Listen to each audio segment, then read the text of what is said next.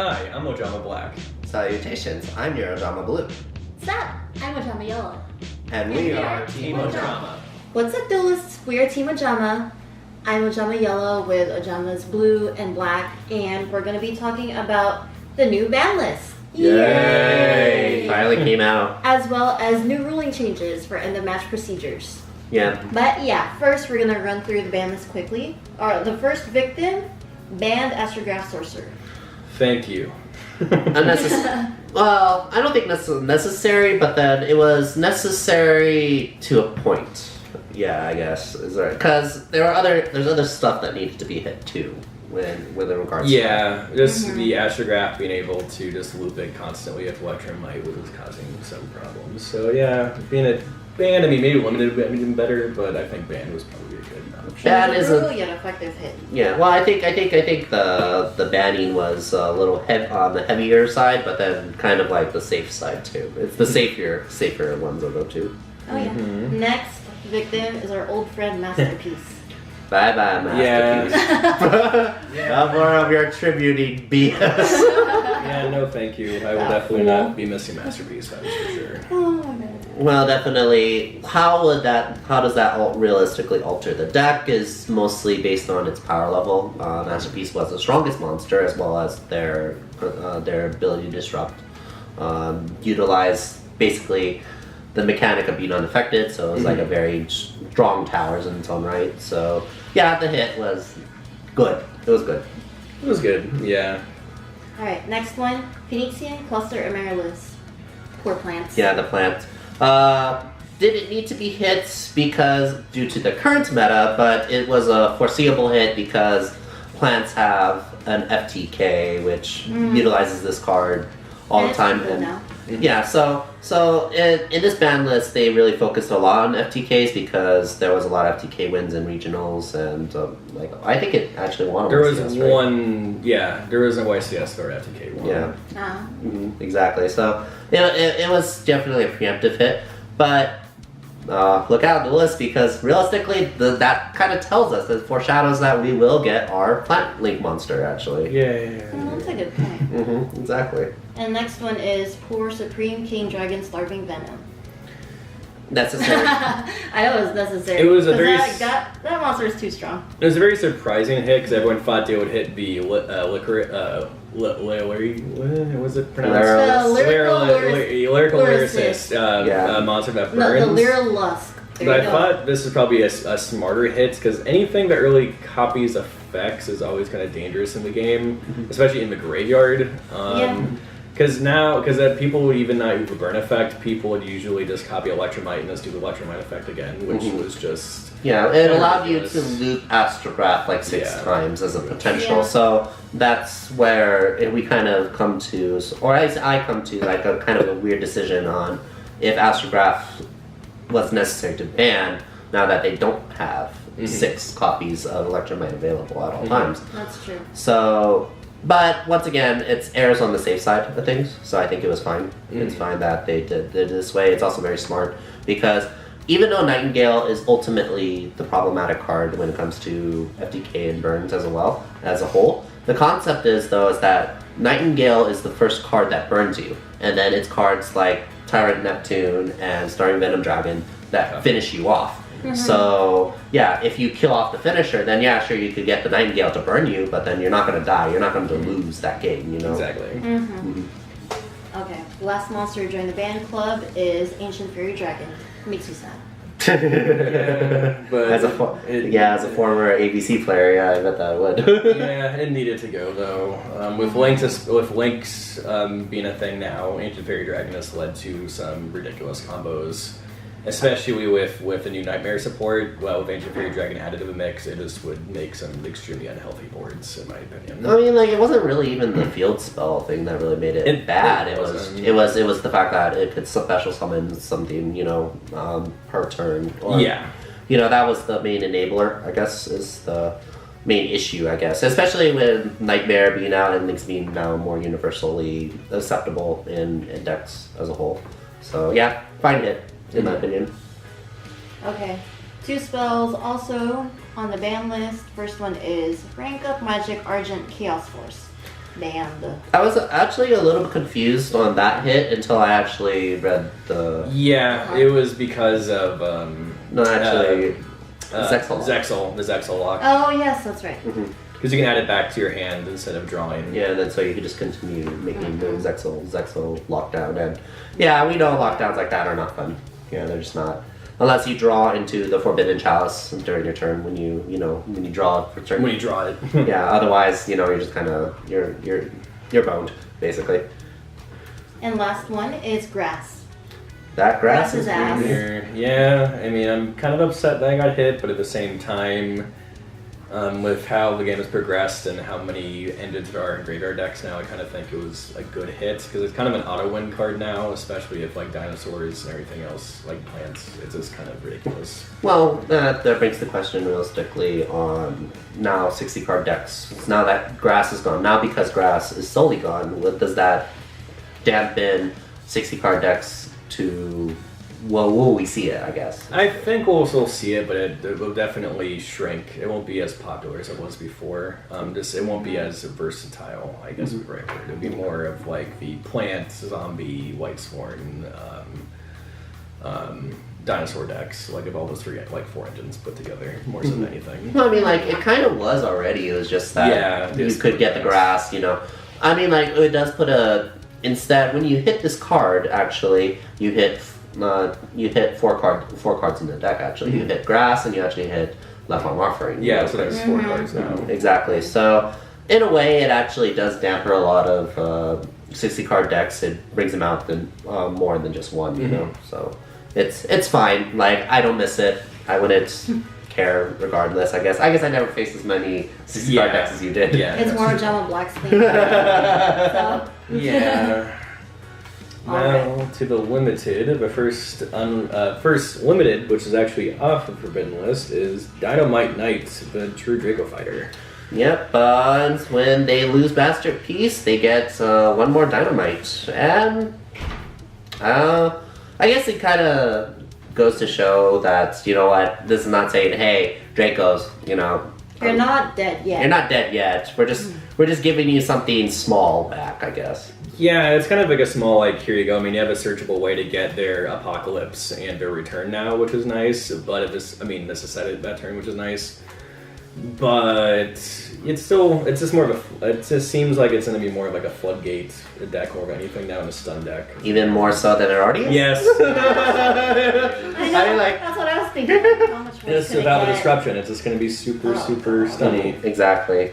Like, I guess that's it, because if you see here, like, Card of Demise wasn't hit. All the other cards in the True Draco deck wasn't hit. Like, a lot of people thinking that Spirit Monster on a WATO would be hit. Yeah. But it wasn't, so I guess we can still see a stun-like version of True Draco still pop up here and there.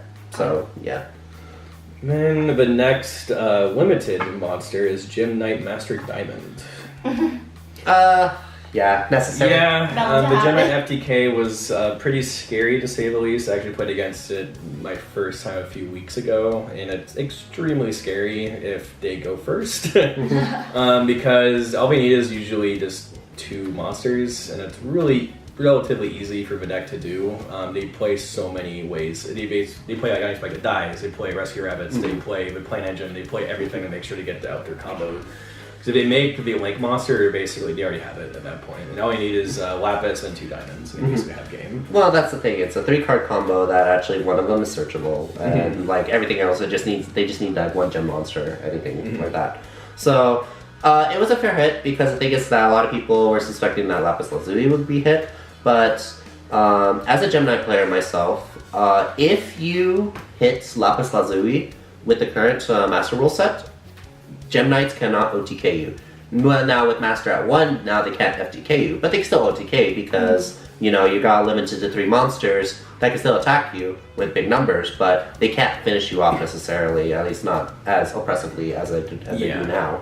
But I feel, once again, it's kind of like with the whole Nightingale issue that Lapis would be the first to burn you, Diamond would be the second to burn you, and then the second Master Diamond would kill you. Yeah. Now they don't have that option. So now you can't, or at least it's a lot harder, I think. I think there's still a way. It's just probably now super inconsistent where it'll just fall off the meta instantly. You know? And then the next limited card, which was kind of a surprising hit until the most recent news we got, which was Chain Strike being limited. My first thought of it being limited was maybe you were trying to make sure this wasn't a thing at Worlds this year, because last year the Dragon Duelist won with Chainburn. Yes. And I think that was kind of like a big surprise for Konami, so they were probably like, okay, we probably don't want this at Worlds next year. But at the same time, with a new end-of-game procedure rulings that we're getting now, this is probably another reason why I got limited, which we'll probably get into that a little bit later. Yeah, I don't miss Chainburn. I never played it myself. When I played a burn deck, it was not like Chainburn style. It was more other things that that reduced your life points. More fun, in my opinion, than just activate, okay, you die. Now to the semi-limiteds, only two. First is Queefort Towers. I am totally fine with Towers being like back to 3 in my opinion. Because you still have Scout at 1, and as long as Scout is at 1, I'm fine with that. That's true. And Towers, I mean, people always think it's like, oh, it's unaffected by everything, but it's not like Ultimate Falcon. It can still be affected by Link monsters, because you don't have a level or rank. That's right. So that's why it's more fair. Well, that's why it's new, and that's why it's okay. Yeah, I can come back. Ultimately, it's because of the Scout, in my opinion. If Scout ever came back to a higher number than 1, then it might come back into the meta to more roguey oriented sort of plays. But realistically, I think True Jacobs realistically does a stun version deck better than Queeforts do, especially with Scout being at 1. So misnomer. Yeah, and then the last semi-limited, which was kind of like an odd one, which was Ring of Destruction. Yeah. It's kind of weird to just put it back to 2. In all honesty, it could just go back to 3. I don't really think that... End of procedure, remember? Yeah, that's true. Exactly. That's right. End of procedure. I guess that's probably why they put it to 2. Because end of procedure, maybe waiting to test the waters, so to speak, to see if it's going to cause any problems. Yeah, because it does deal damage to you first and then your opponent. So yeah, so maybe that wouldn't cause as much of a problem, but I just guess it kind of depends. And then to the unlimiteds, which I know a lot of people are pretty happy about some of these. The first one, alphabetical order, Atlantean Dragoons, is at 3. So that means Mermails is at full power now. Which full power Mermail is pretty scary. They don't have their Link monster yet, but hopefully with this they'll probably get their Link monster next set. Which hopefully they do, because I think it's well deserved, and the deck will probably be a good rogue deck once that comes out, and will probably be pretty scary. And Free Dragoons is really nothing to really laugh at. That's really scary.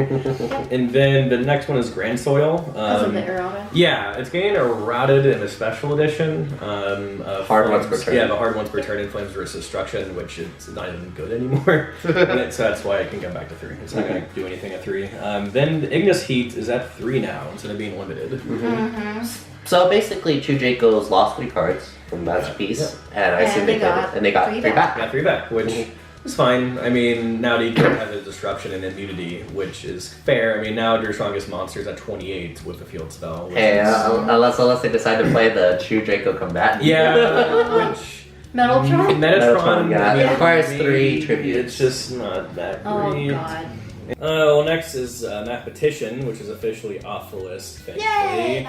It's been long enough. I mean, after Dandelion being hit last list, I think it's pretty fair to be back at 1. I mean, it costs a normal summon to really send anything, and the draw 1 effect is fine. It doesn't really do anything as a whole. Yeah, it doesn't really do anything. I mean, I'm happy that should also play it. But it's slow. It's very slow. Yeah, is it not the ironic part of it? Is that when you consider all of Mathematician's effects, it gives you technically a +2, and then now that's considered too slow. Yeah, because it takes too long to get it. Yeah, it just takes too long to get there. Yeah, so it's a pretty ironic and very then. My next favorite card coming off the list is Neospatian Grand Mole. Back at 3.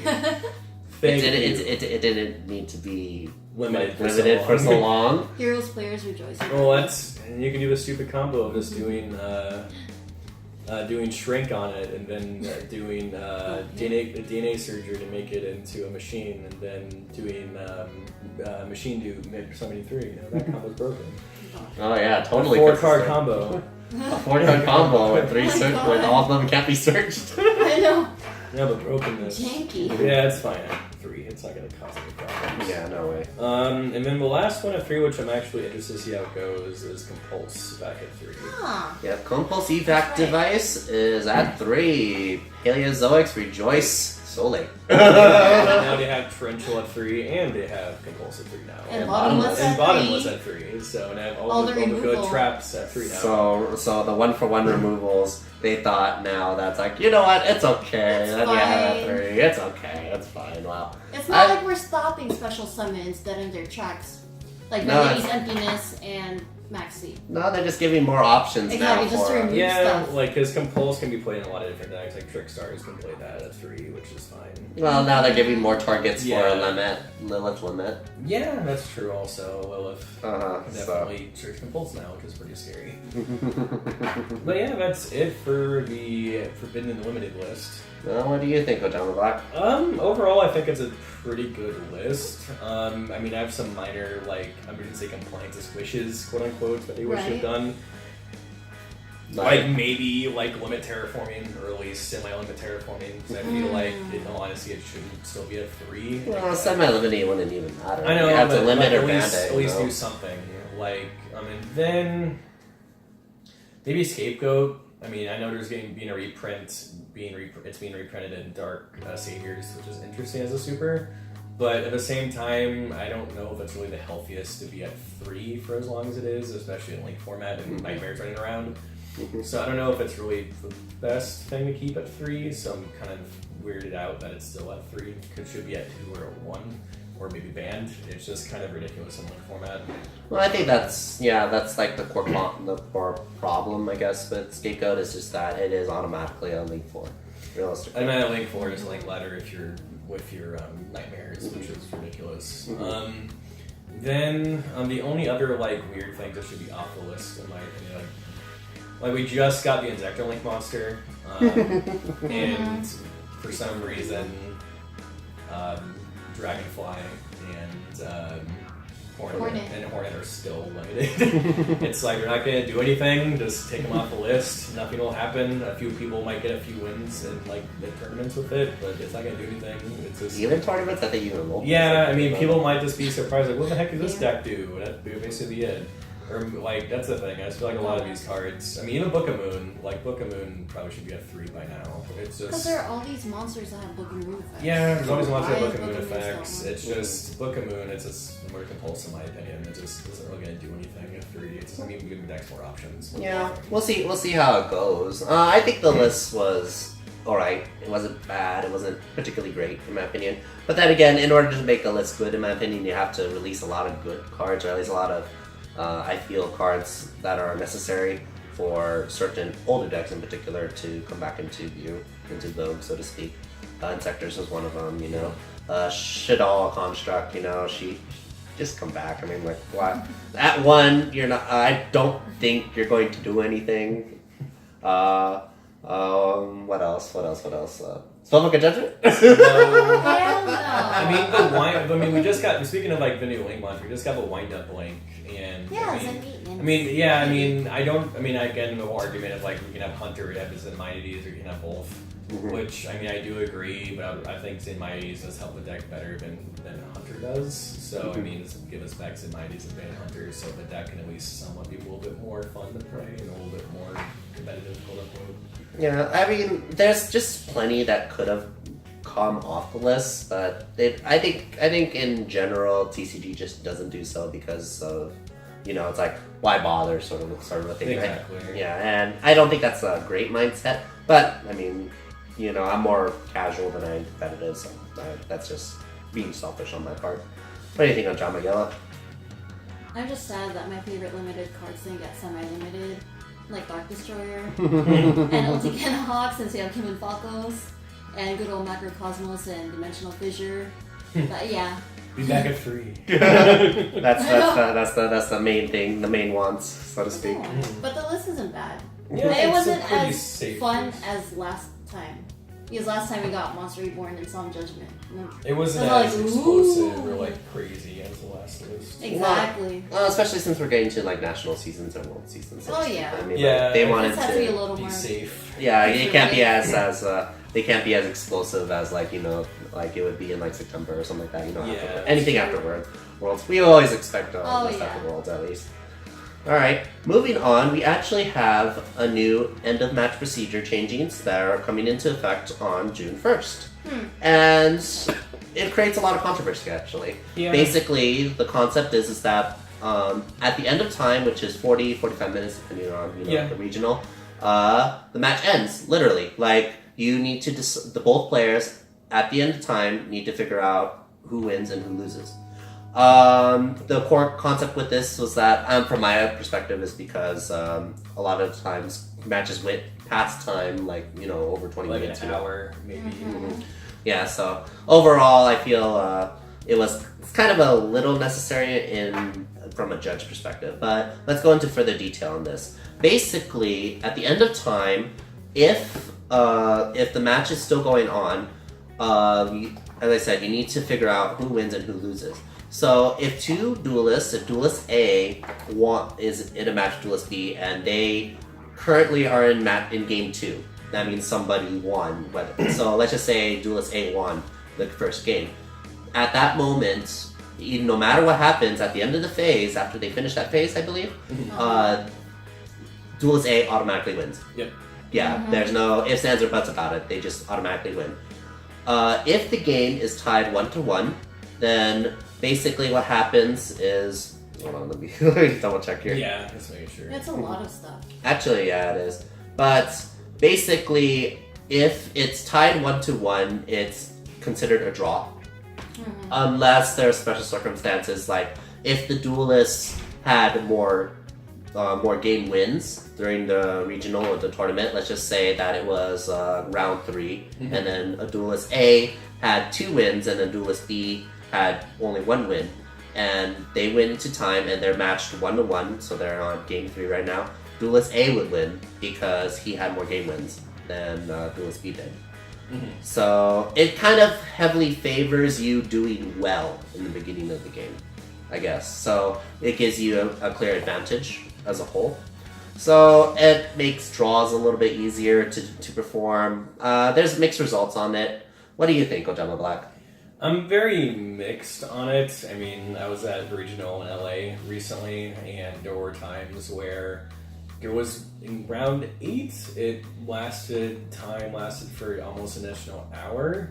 And I do agree that going into time has become kind of a problem. But also because of maybe players are trying to slow down the clock so they can win and get an advantage, or maybe it's just that combos take a really long time to do. Like, for example, the Nightmare Link monsters take a while to do the extra deck Link lockdown that takes about 10 to 15 minutes.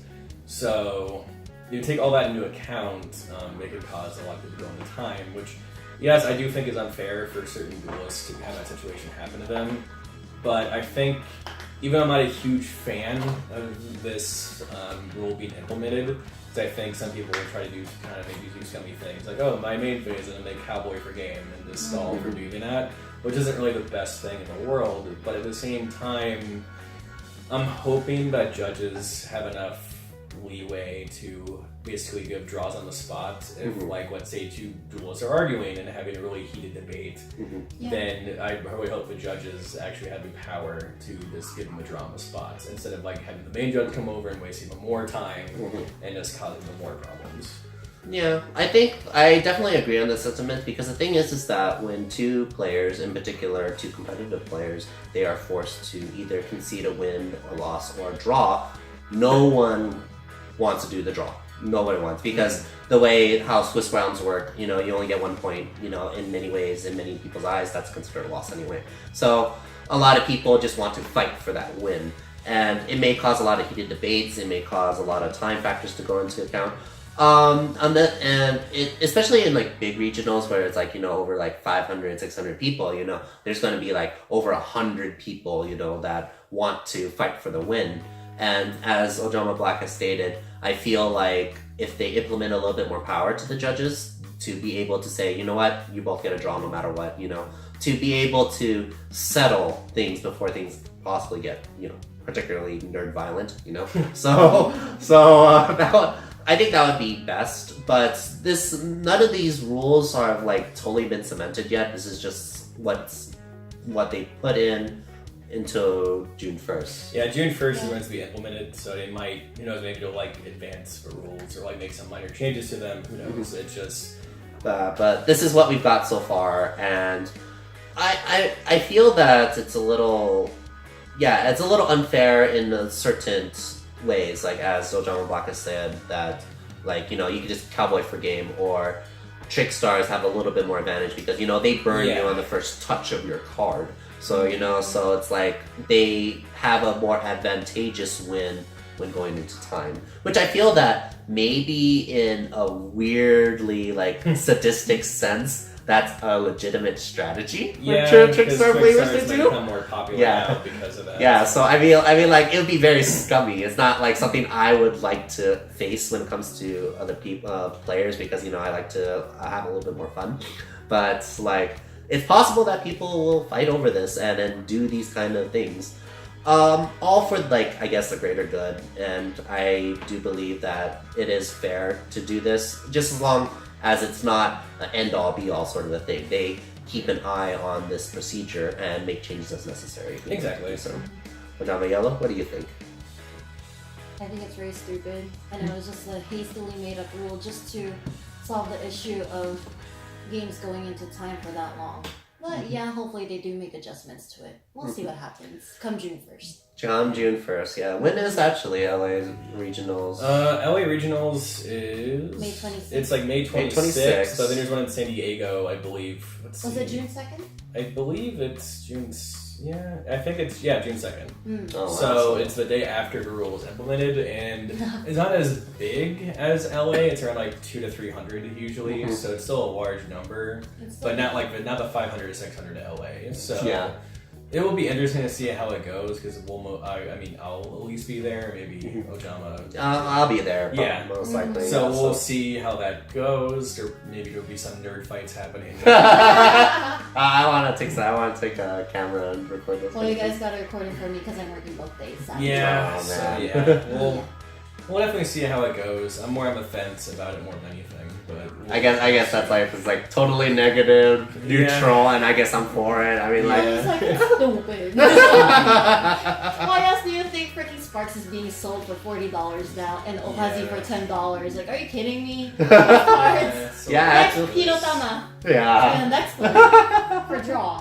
Jeez. Oh, you know, you get life point gain cards too. You know, Ancient Leaf. Diato the Cure Master, tier 1 card. You know? That's right. And now we're just gonna run into the world ban list where they ban all the life point gaining cards like emergency reserves and stuff like that. And that's a sad thing. Your side deck is gonna be taken up with cards like that instead of cards that you actually need against your matchups. Yeah, I feel like, as I said, it's like maybe it's now a legitimate strategy in order to do that. It'll be not cool, but I think like maybe there'll be some people that'll do that. Yeah. Okay, with that logic, maybe I should play Cardians. And then just bring a light shower. I don't know. Or maybe you can play cubics and just make the big cubic guy and just burn your points with 3,000 and just automatically draw. Yeah, pretty much. But I mean, that's all we have for our team talk for this week. All right, so stay tuned, duelists, because the fun is just getting started.